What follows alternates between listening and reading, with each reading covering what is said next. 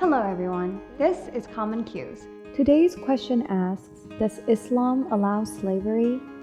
Slavery is commonly believed to be an outdated form of forced labor that belongs to history. Although slavery was meant to end through the signing of an international treaty in the Berlin Conference in 1885, researchers believe that there are approximately 21 million enslaved people around the world. But only few know that one man, Prophet Muhammad, started a revolution against slavery some 1400 years before this date. A revolution that was only partially successful because not all Muslims abided by Islam's laws.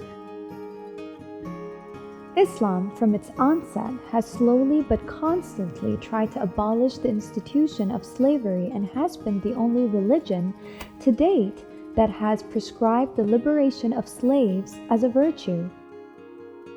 In fact, to the spirit of Islam, slavery is extremely offensive because all humans are equal before God in Islam, and they only differ by piety. But you might ask then, why didn't Islam abolish slavery from the get-go but preferred a gradual approach? To understand this, we need to first understand that slavery up until then was a widely accepted practice that had deep roots in the pre-Islamic world. This is why Islam recognized that abolishing the custom immediately would be highly unsuccessful. Before Islam, fathers or grandfathers owned their children and could sell, gift, or swap them for other people.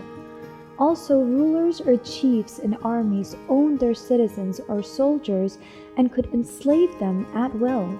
And finally, and most oftenly, war captives automatically became slaves or faced whatever future their captors desired for them. The first thing that Islam did was to restrict the acquisition of slaves. Guardians and rulers no longer had the right to enslave anyone or to own their offspring or the people under their domain. Islam did, however, keep the last cause of slavery and allowed war captives to be kept as slaves, but drastically restricted this also. The sole reason for keeping this cause of slavery was because it was feared as to what captors would otherwise do to their captives if they could not keep them as slaves. So in order to preserve the lives of captives, this cause was not abolished straight away. Rather, Islam restricted this point differently by A. Ordering the extreme humane treatment of prisoners, B. Enforcing an alternative to keeping them captives by making it a virtue to let captives go, and C.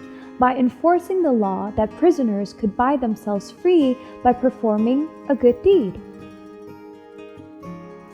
In this example, the captives of the very first Islamic battle, Badr, were to be set free if they would teach 10 Muslim children to read and write. The second approach to eradicating slavery through Islam was to lead an active campaign in order to emancipate slaves.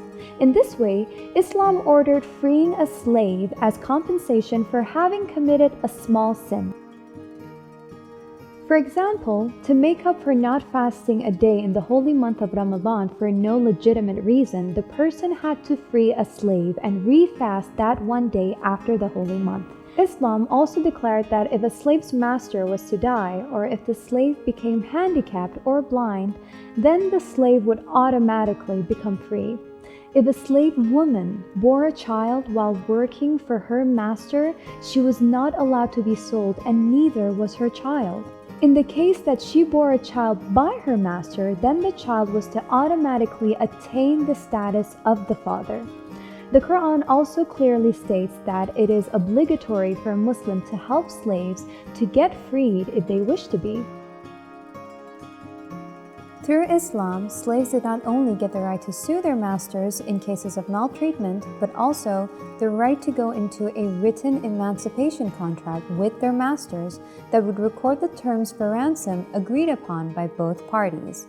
These terms could include the small sum of money or the service and its time period for completion. If all else failed, then the Prophet, as a last resort, ordained that slaves who wished to be freed would reach freedom through him, and the ransom would be paid through the public treasury. Lastly, Islam, in order to fully eliminate slavery, restored dignity to slaves by enhancing their social status. Within Islam, there was no difference between slaves and free men, and no difference between race, color, occupation, or status.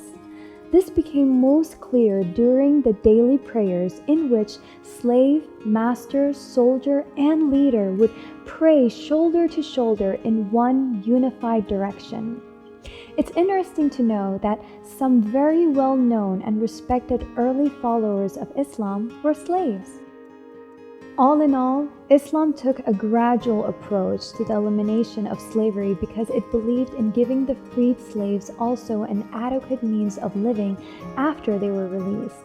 It believed in the emancipation of slaves in order to increase their social status even before they were freed, and finally, it believed in transforming not only the lifestyle of the slaves but also changing society to prevent slave trade from being reinitiated.